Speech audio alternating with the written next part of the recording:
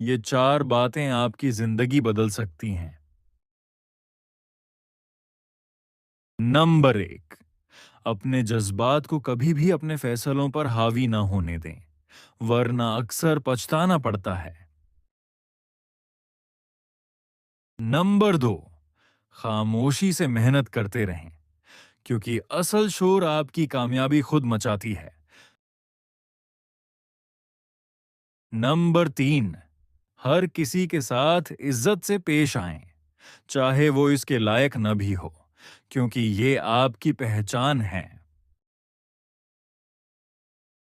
Number 4، اپنے سکون کی حفاظت کریں، کیونکہ یہی آپ کی سب سے قیمتی دولت ہے۔